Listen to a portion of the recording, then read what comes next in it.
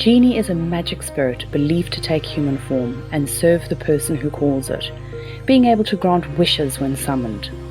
We all have Genie inside of us, capable of reaching our full potential and fulfilling our dreams and goals. Most of us are just unaware of this infinite potential we have. Join me, Jackie Carroll, on the journey of finding your Genie and getting to live your best life.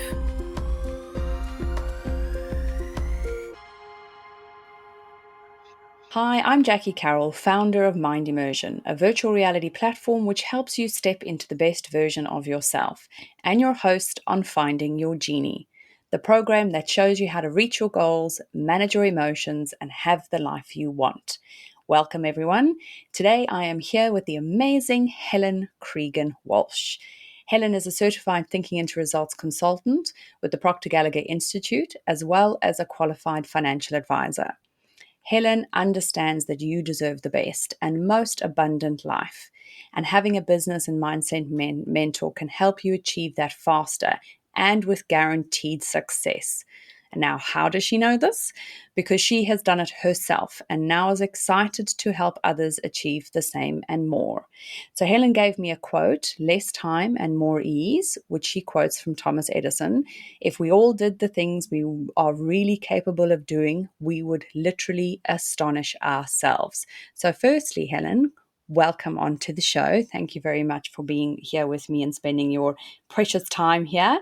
And tell us a little bit about the quote. I love it. Thank you, Jackie. And I'm always delighted to talk to you. So never a time wasted having a chat. If we only did the things Thomas Edison says, we would astonish ourselves, right? And really what I mean by that is, well, we could talk about this a lot, but what I would say, if we take it quite simply, is that I think we all get kind of pigeonholed into whether it's career, whether it's family, from a very young age, right? I'll just use myself as an example. When I graduated school, it was like, oh, I think I'll do finance. And really, the motivation behind it was probably because people who did finance seemed to have a very cool life. I mean, I was on a trading desk in New York and 60th floor, cool life, going out to a lot of dinners and making a good salary. I never really thought about what that meant to me or what it would mean. So I think we spend a lot of time just on a treadmill, or a hamster wheel, and not really think much about it. And if we do really think about what we really love to do, we could astonish ourselves. But I think on the other side is we get nervous, we get afraid, we get scared that if we step out of what is the norm, or, everybody says, what is it? Come on, the opposite is conformity, that we just conform, right? I can't remember now this quote, but anyway, I'll remember later, I'm sure, right when we finish, but that we conform. So I had somebody recently look to join a business, and I was going to help him do that. And yet he decided to stay stuck in a very pretty much low paying position. So, and also, when I say astonish ourselves, what do we really want? So the first thing we have to do is ask ourselves the question, what do we really want? And then when you ask yourself what you really want, you might find that what you really want is to be on the pitch every Wednesday watching your son play rugby, or you want to be able to start, working. It's not that you don't want to work hard, but you might want to start working later. You might go, hey, I'd like to start at 11. Why do I have to be on that, motorway at 9 o'clock in the morning with everyone? It's kind of getting out of that thought process. So I love that quote. And really, if you think about it, Thomas Edison, he failed many times before he had success, So what he's saying there is, we'd astonish ourselves. We'd actually shock ourselves. He But at the succeeded, same time, it takes that brave, I don't even know if it's braveness. I think we get stuck in a comfort zone, Jackie. And when we get stuck in that comfort zone, it actually becomes our prison, because we're not comfortable there at all, So it's, I love that. It kind of fires me. I love that quote as well, because I really think it kind of resonates with, finding your genie and having, being on the show, because essentially that is what, Thomas Edison is saying, that if we really understood what we were capable of doing, if we really knew the power that was locked up inside of us, it is like having your own personal genie and being able to grant whatever wish you want, and that would astonish you completely, thinking, how magical is that? You have your own personal genie. Yeah. And think about that, Jackie. Think about that. Just visualize. And I'm sitting there thinking, I'm sitting there and I see the genie lamp and Mm, I'm rubbing it and I'm saying, oh, okay, I would love this or I'd love that. And yes, your mm. wish is my command. Doesn't mean you might have to get off the couch or you might have to, walk with the genie and show him what you need to do or her need to do. But, yeah, exactly. It's so, oh, gives me goosebumps. So I I love love it. that. Now, taking that quote, so if we rewind a little bit, because you are where you are at the moment, Helen, and you've stepped into the best version of yourself, right? You have literally found your genie. But if we scroll back a little bit so that the guys listening to this can really understand, because it hasn't been all kind of roses and stuff. Like you have gone through ups and downs, just like everybody. Like we all go through ups and downs. But tell us, you said that you were working in New York and you had this amazing job and stuff. So talk us through from what happened, Helen to Helen coming, because I know that you're living in Ireland now. So, what happened in that time? Because I know that you did go through ups and downs, but tell us a little bit about that. Ooh, okay. Well, I think you're 100% right in the sense of that, as you said, it wasn't always a bed of roses. In fact, it wasn't always um, easy. I always say it's simple. Well, I don't even know it was simple, but the point is, I actually believe that if I had stayed in New York and stayed in the role I was doing in finance, I'd probably still be there. Mm, Okay. I really believe that. I think I'd be still rushing to get here, rushing to get there, racing to keep up with whatever is to keep up. But at the time, and where I've applied, going after what I want, but not even knowing, like almost unintentionally doing it, or not realizing, was I always had in the back of my head, mm, I want to work for it. Was something that I want to work for myself. I want to have time, and I didn't even say time freedom. I don't know what the word was, but it was just something I said, like, I want to flexible. I want flexible hours. Now, I never said to myself, I want flexible hours and I'll take 10,000 euros a year for that. Thank you. No, I never said that. I always knew that, I wanted to get paid well, but I just wanted that mm, flexibility. I wanted to be able to, whether it was be with my family or travel or whatever it was, I wanted flexibility. And I never realized, I was like, okay, so here I am in New York. I had met my now husband, but I had met him and I said, all right, this will be interesting. I was being made redundant from Dean Witter, which is a stockbroking firm, and they were merging with Morgan Stanley. And we were given, I mean, I was 29 at the time, so we are given a certain amount of money. And mhm, I was like, okay, you know what, I'm going to go live in London. And everybody was like, what? I was like, yeah, I want to go live in London.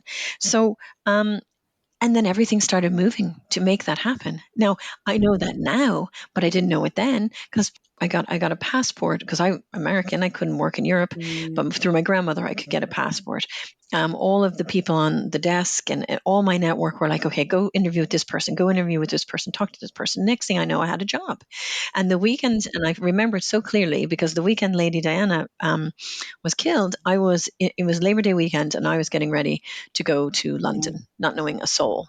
I was even set up by someone in my network to an apartment. So here I go, fast forward, I'm in London, working there, and then we decided to move to Ireland okay. to be Mm, near one of our families. So we did that, and I'm over there, and again, like my skill set was a big marketplace, and here I am in a very small marketplace, and I absolutely had to reimagine, not even reimagine. I had to basically recreate who I mm, was. I was like, okay, let's go. So tech, it was the tech time, it was like the tech boom. And I think I took, not even mm, half, I think it was a third salary I went back to. And I was making, say, 50 grand in the States or 55, it was like 20 grand. But they said, this is your commission and bonus. Well, little did they know that what was going to happen, I was going to move back up to mm, that salary, right? And more. So I stayed there for a little while. And then I got headhunted by one of the stockbroking firms who said I would never get a job with them. But I got headhunted because some of the mm, stuff I did. And I moved into that, which eventually led to me to run my own business. Okay, so now here comes the trough, right? So I'm running my mm, own fitness business. Again, just a friend had met someone on a plane, and I thought it was going to be a passive investment, but I stepped out to run it with a family member. And when we did that, the recession hit. So I basically saw us building to 20 staff, turnover about, I don't know, 1.5 million, 2 million, and 4 locations. And it probably nearly killed me, I have to say. And that's what was, such a negative impact, as I always say, a negative emotional impact. The recession hit. Uh, people started getting Mm. scared. The market was saturated. We could say whatever it was, but Yeah. at the time, my headset space wasn't right for a variety of reasons. And then it was like literally like a domino effect.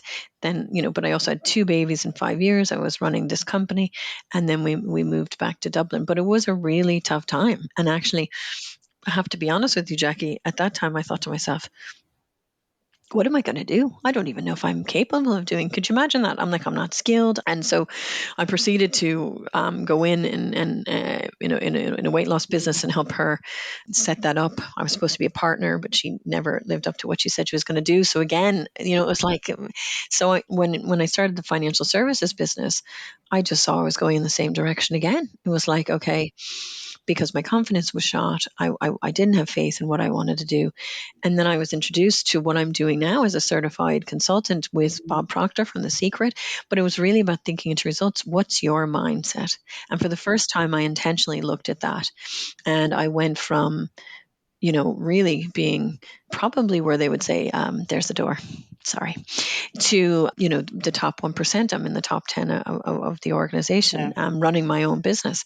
So what I'm saying is that, yes, there were always risks along the way, and yes, there was always that, but that was just something I did, Jackie, if that makes sense. So that's Mm. what brought me Mm. to where I am today. But I always knew, and I was thinking this the other day before you asked me to come have a chat with you. I was like, there's so many things I forget. There's so many things that, like, on a Wednesday, and I know I keep saying this, but because I'm so grateful for it, on a Wednesday, I just go, right, 2 o'clock, or 1 o'clock, time to go over to the pitch to watch the boys. And I didn't always do that. Mm. I felt I had to be in my business. I have to be here. I've created not only my schedule, but the income and everything I wanted. So, Yeah. Yeah. That's beautiful because you know what? I think what was happening is that, you were reaching for all these things, and you were saying before that you were what we call an unconscious competent, in terms of you would go in and you would just, you would say, oh, I want this, and you would get it, where a lot of people struggle with that, where they don't, they can't do that.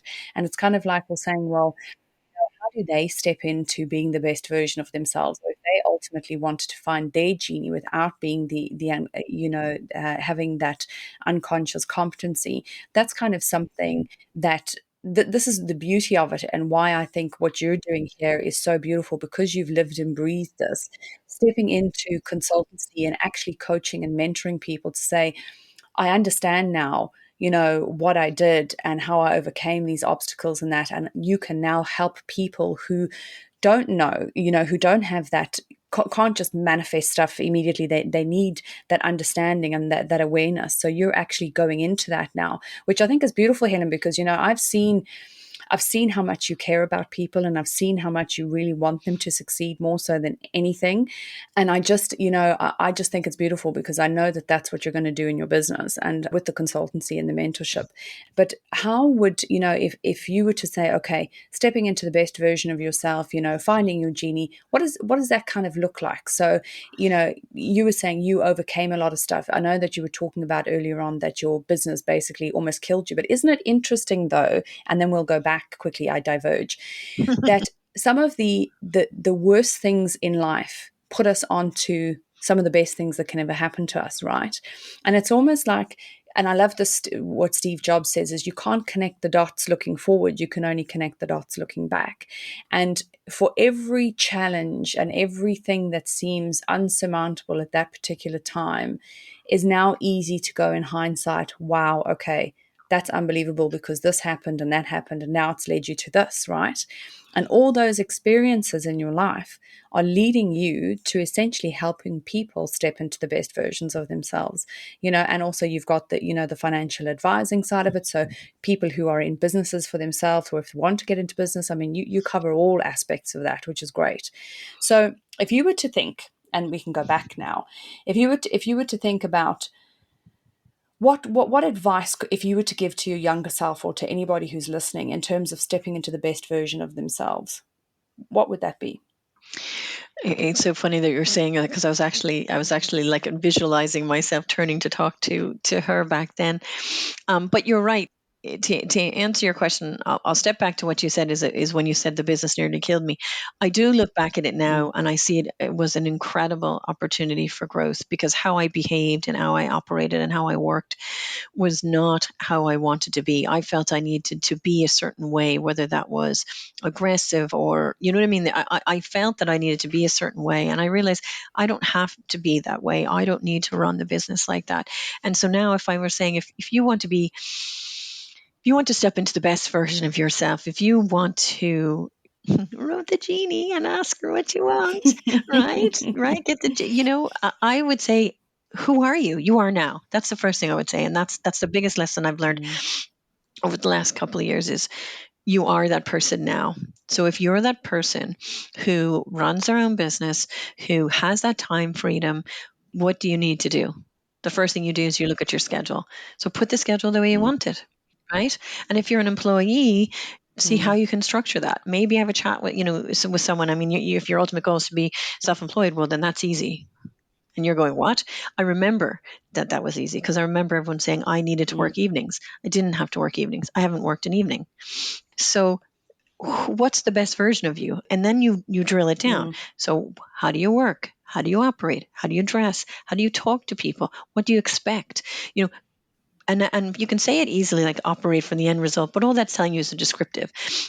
Operate from the end result. Okay, and that's what I did. If you think about it, Jackie, when I was that unconscious, when I was doing it, I mm, operated as I was already in London with a lot of help in this program. I already had achieved, going to LA with the family and the $1 million roundtable. But I was over there. I wasn't looking at what was in my bank account. I wasn't looking at, God, I have to pay for the tolls this week and get petrol into my car. You know what I mean? So operate from the end result. Be that person. mm, And the other, yeah. I'll give you two. So be that person that you are. You are that person now. Mm, The second thing is, and have unwavering faith, just that it's going, that, yeah. I think it's Gabriel Bernstein says, the universe has your back. Have unwavering belief that it will work out. You know, Mm, my mm, mother always used to say to me, and my parents, even when I started the fitness business, what's the worst that can happen? mm, And I know that doesn't sound very positive, but the point is, mm, what is the worst can happen? You go get a job.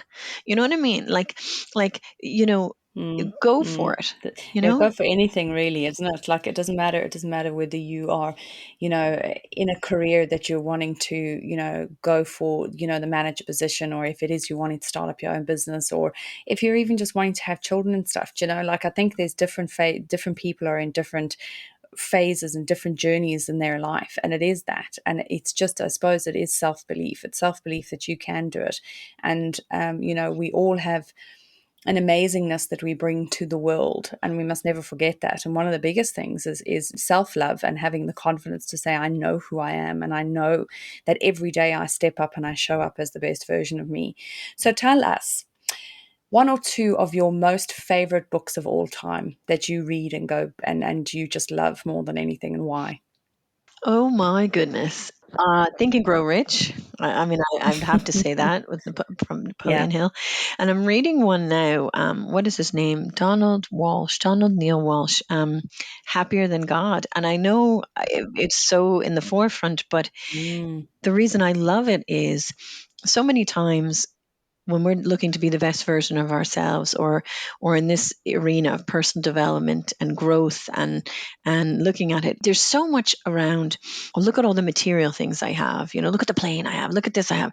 And I think it's so much more. And in Happier Than God, he talks about happier, just so fulfilled, so that, like, the universe is not out to get you or test you or anything. It just is. And it's how you respond and bring yourself, this is going to sound deep now, Jackie, but how you bring yourself up to a certain level mm, of awareness where you can understand and really deepen what you want in life, which means abundance of just feeling absolutely fulfilled. So that's why I love that book, because it's not just about all the material things. It's about how you can just really, as you said, step into the best version of you, mm. with your relationships, with your health, with your life. I Yeah. love that. Yeah, I love it.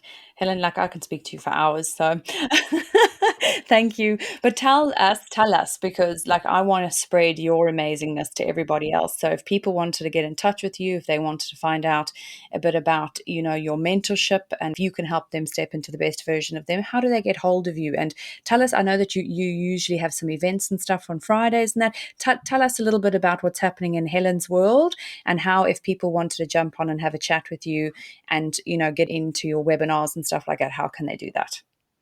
So the best way to connect with me is on the How to Create Wealth Facebook page. So How to Create Wealth with Helen Creegan-Walsh. Join that. I'd love for you to become part of the community. And there will be announcements on all the events I have online and hopefully in person, but online specifically. And then also Collective Brilliance is the group, or it's really a page as well that you can follow for content and to get to know what I've got on and hopefully more and more. So thanks so much, Jackie.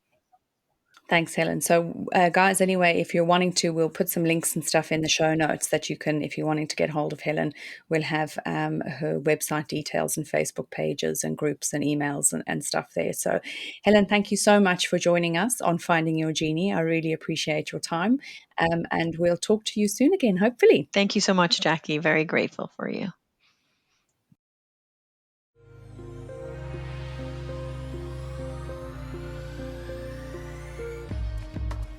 Ladies and gents, thanks for listening. If you enjoyed this episode, got value, and had an aha moment and think this might do the same for someone else, then please do share it with others, post about it on social media, or just leave a rating and review. To catch all the latest from me, you can follow me on Instagram at Genie in a Headset and on Facebook at Gia, Giah International. And for all my YouTube subscribers, don't forget to hit that bell. Thanks again, and I'll see you next time on Finding Your Genie.